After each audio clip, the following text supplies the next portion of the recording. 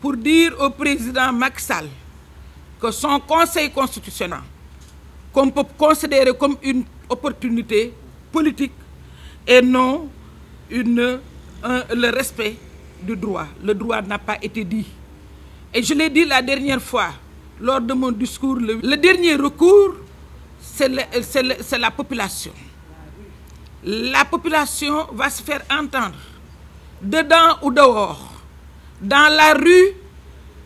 si ce n'est pas autorisé, ou bien en ordre organisé. Donc, nous lançons une fois de plus un dernier appel. Manifestation. Je pense que Yewwi Askan Wi et ses amis ont déjà fait preuve si effectivement nous respectons les droits et des autres, des droits consacrés et martyrisés. Aujourd'hui, on fait tout pour écarter Yewwi Askan Wi. Nous allons nous battre, mais nous tenons à exprimer notre point de vue devant l'opinion pour dire à l'opinion que personne n'a le droit d'écarter Yewwi Askan Wi. Les juristes ont fait prévaloir le vide juridique pour relever le caractère inclusif du processus électoral. Ne serait-ce que pour ce caractère inclusif, on devait faire prévaloir ce vide juridique pour laisser à Yewwi Askan Wi sa liste intacte. D'autant plus que la liste est unique et indivisible. Il y a une seule liste. On le dit et on le redit. Cette liste amputée de Benno Bokk Yakaar, on ne pourrait pas la considérer. Et je pense que celle qui doit diriger cette liste doit la refuser. Parce que ça va entrer dans l'histoire sans gloire. On a beau chanter la promotion des femmes, on a beau chanter la tête de liste qui pourrait être historique, mais on ne saurait chanter cette liste de Benno amputée qui va entrer dans l'histoire sans gloire ni honneur. De manière triste. De manière triste. Vous avez raison, ma soeur. Donc, les femmes aujourd'hui sont debout. Te dañuy wax ni ñetti tàccu jigéen nag xajul ci benn bopp góor. Ah jigéen ñi tàccu leen seen ñetti tàccu. Tàccu leen seen ñetti tàccu. Ñetti tàccu jigéen xajul ci benn bopp góor. Te àjjuma nag Macky Sall dina jot ñetti tàccu jigéen. Àjjuma Macky Sall dina jot ñetti tàccu jigéen. ñu ni ko jigéen ñi xiif nañ seen njaboot xiif nañu. dinañ ko ni jigéen ñi fajuwuñu seen njaboot fajuwul. dinañ ko ni jigéen ñi seen njaboot jàngul. dinañ ko ni sunu mbokk baykat ya ñu bàyyi ca tool ya amuñu engrais. te problème yii yëpp li ko daal mooy président bu tëlee. président bu tëlee mooy jël lu dul priorité def ko priorité ndax ñun assemblée lañ nekk xam nañ ni ñuy voté xamul luy priorité dañ ko dama ne jigéen ñi bu ngeen dóoree Macky Sall seen ñetti tàccu yi prononcé leen seen départ pour le départ de Macky Sall ñetti tàccu jigéen ñi ñetti tàccu jigéen ñi je vous remercie. maa ngi leen di nuyu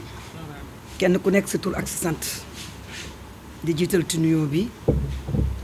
carte des leaders di ci jël nuyoo bi di ko teg ci loxo Déthié mi nga xam ne tey mi moo ñu dalal di nuyu la presse ndax bu dul yéen kenn duñu dégg te seen liggéey rafet na ba tabaarkalla di nuyu tamit suñu kilifa yi ñu fi fekk mooy soxna Aïda Mbodj Hélène Tine ñoom Maymouna ak ñi mel ni ñoom ndax ku ñemee rek dañ laa tungoom dañ leen fekk ñuy xeex ay ati at ñu ñëw jàngal ñu tàmbali commencé ñeme ñu woo ñu tey nag ci mbir moo xam ne dafay lëmbe réew mi Wolof Njaay dafa wax lu yëngu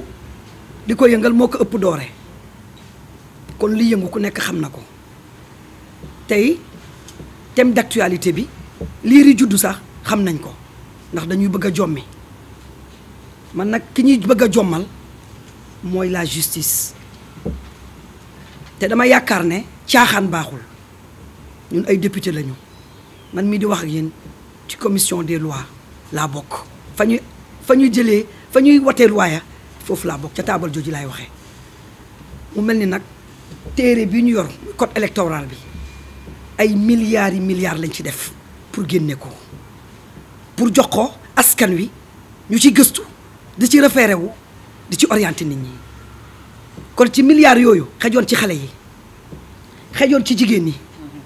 On a parlé tout de suite de la pauvreté. Il y a une extrême pauvreté et les femmes sont les premières victimes de la pauvreté. su ñu demee ba ñu xiifloo leen ba ñu sonn ba élection di ñëw dañuy yokk lu ne système bi xam nañ ko ba nga xam ne kenn du am loo dundee ngay dem di dox ci mbedd yi mel ni ku jëfur su ko paree nag ñu ñëw génne seeni miette ki xëy ndékkiwul soo ko woowee tàllal ko ñaar téeméer wala ñeenti téeméer mais mu jël ko ki xëy ndékkiwul boo ko fekkee ci bureau de vote nga tàllal ko ñaari junni mu jaal dignitéem je pense que l'heure est grave mais la gravité de l'heure ñu àbb ko ci Serigne Cheikh Ahmed Tidiane Sy Al Maktoum ne saurait empêcher la conviction des leaders convaincus. Aujourd'hui les leaders sénégalais sont convaincus li ñuy laaj rek mooy ñu jox ñu le droit de dire oui ou non quand il le faut et nous leaders femmes nous disons non et c'est non. Non et c'est non su Macky Sall amee ay jigéen yu nekk ci wetam di rëy làmmiñ ci lu dul dëgg ñi nekk ci dëgg war a ñëkkati seen baat donc dañ leen di wan ne ñun nawuñu leen ñi ñuy naw mooy ñi nga xam ne jigéenu Sénégal dañ leen ñor jigéen ñi nga xam ne dañu oddu seeni sër wàcc ci terrain bi di xool jigéen yu sonn yi ñu leen di utal ay financement di leen ko jox di leen jox ay formation di jël seeni alalu bopp di ko ci def ñoom su leen état joxul duñu jàppale seeni nawle ça suffit président Macky Sall nag dañ ko lancer un message dama yaakaar ne dañu nekk di ko nax waaye ngëm yàlla na ko delloosi bi mu fii falu yaakaaru ko woon ndax ku nekk dafa ne woon c'était prématuré ñu ne bii ñëw dina falu yàlla fal ko kon na bàyyi mbir mi ci loxo yàlla bu mu forcé soo forcé lu yàlla tëralul mën nga caa am rëccu te nag yaakaar naa ne war na am ñoo xam ne nag ay mag yu baax la ñi koy wax li ñu gis ci réew mi fii liñ fi gis du jàmm ñu ngi ko koy avertir des années et des années ku mel ni Serigne Moustapha Sy wax na ko du benn du ñaar te loolu muy wax ki gën a ndaw ci ndawam ci baatin yàlla wan na ko ko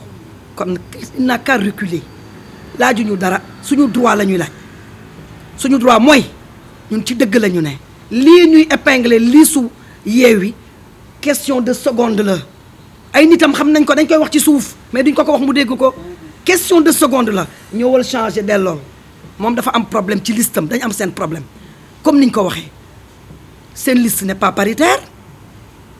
ba pare ci parrainage bi ku nekk xam na li ci am ñoom ñu mën a valider seen liste ne yeneen liste yi duñ ko valider duñ ko nangu lii lañ ciy teg ku yàlla bëggul nga dee doo dee dinañu dem élection par A ou B ñu li lançons nag un appel mooy président de la république mën nañ ne suñu càmmiñ la mën nañ ne suñu mag la mën nañ ne amul ku koy conseil amul jigéen ñu koy conseiller donc ñu ngi koy lancer un appel qu'il recule moo xam ne nu muy reculer mu bañ a bàyyi ba mu tàng ni mars defoon mu reculer avant qu'il ne soit trop tard suñuy doom ñoo fay dem suñuy rakk ñoo fay dem suñuy jëkkër ñoo fay dem moom ci boppam ay rakkam a ngi ci ay sëram a ngi ci donc buñ ko dugal ci guuta conseil constitutionnel li ñuy def teguñu ko ci dëgg ndax ñoom c'est des juristes kayit gi ñu ñambaas jox ko nit ñi war nañ xam ne ay milliards lañ ci def te milliards yooyu waruñ koo fawee kon soo bindee téere jox ko ni da nga war a respecter sa kaddu donc duñ ko nangu tey dañ leen a dicté nag dañ leen a dicté c'est de la dictature dañ leen a wax def leen rek ñu def ba ñuy def sax xalaatuñu ndax ku nekk liir na président Macky Sall ne liste bu paritairul dañ ko du dem élection ñoom ñoo deful parité kon kay ñoom la na ko accepté même bu dee dafa juum